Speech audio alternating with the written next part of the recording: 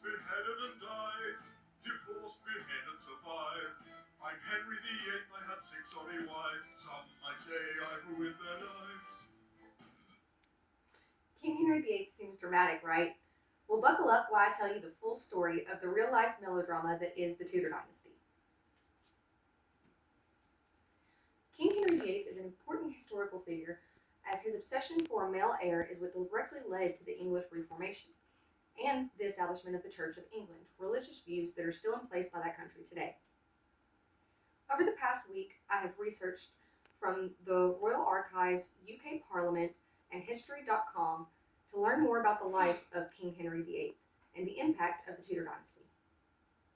King Henry VIII's break from Rome, his wives in the succession crisis, and the legacy of his daughters is what I will be discussing today. Henry VIII's break from Rome, also known as the English Reformation, was influenced by nothing other than his own obsessions. King Henry VIII took the throne in 1509 after he inherited it from his father at only 17 years old. 6 weeks into his reign, he married Catherine of Aragon, daughter of King Ferdinand and Queen Isabella of Spain. Catherine of Aragon was widowed of his older brother Arthur, who was previously king before he died. King Henry VIII and Catherine of Aragon ruled for 23 years and eventually had a daughter, Mary, in 1516. However, pressures from Henry's council, due to Catherine's failure to produce a male heir, led to King Henry's wandering eye to her ladies-in-waiting, including Anne Boleyn. King Henry VIII sought an annulment from the Pope, claiming that his marriage to Catherine was invalid because she was his brother's widow. However, the Pope declined, and according to an article on the UK Parliament's website, the Act of Supremacy of 1534 declared the king the supreme head of the Church of England in place of the Pope. Now that we've discussed King Henry VIII's obsession for a male heir and Queen Anne, and how that led to the English Reformation, let's discuss the succession crisis. The succession crisis lasted through all 6 of his wives.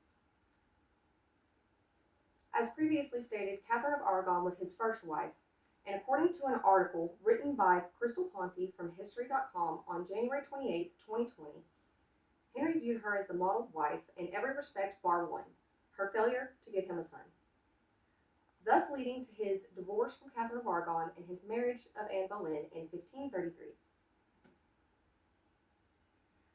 Anne Boleyn eventually had a daughter, Elizabeth, in September later that same year.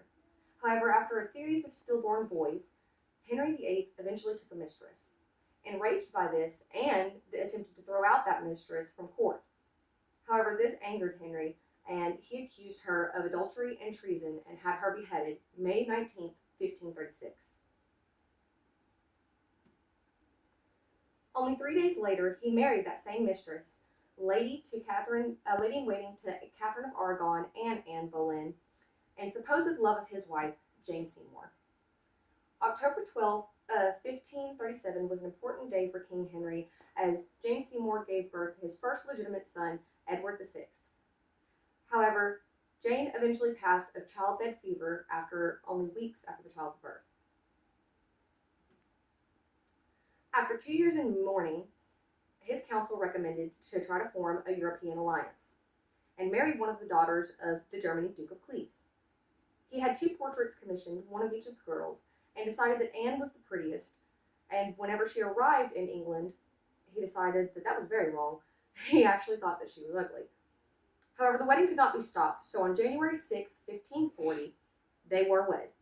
However, that only lasted 6 months, as the divorce came shortly after.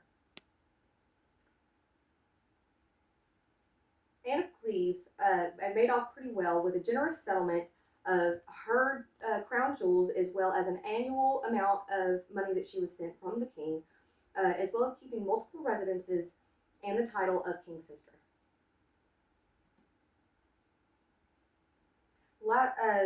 Next, we have lady-in-waiting to Anne of Cleves, Catherine Howard, who King Henry VIII married when she was only 17 on July 1540.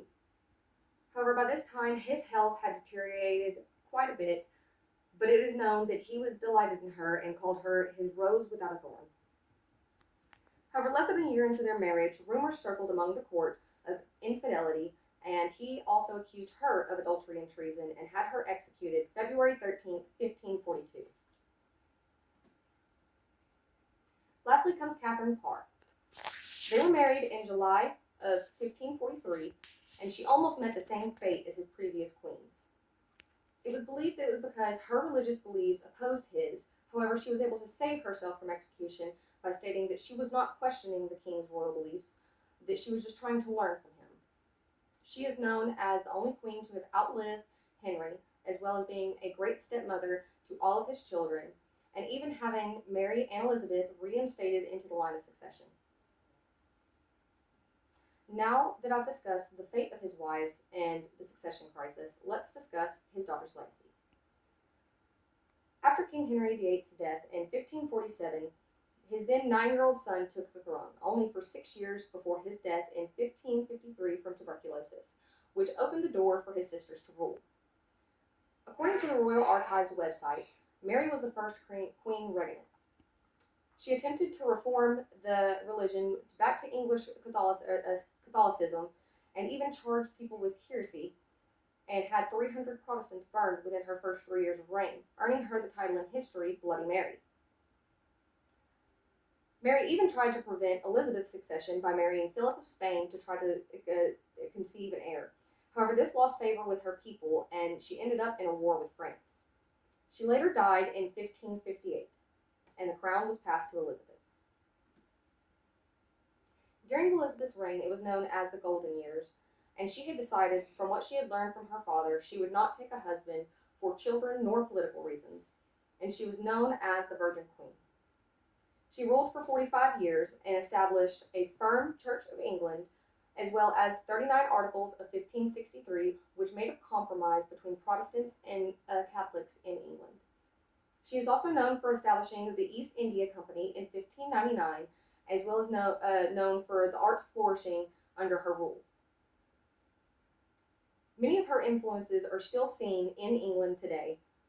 However, when she died on March 14, 1603, that was the end of the Tudor dynasty.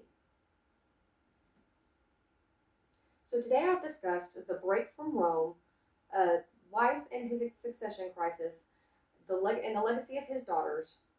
So does he seem very dramatic?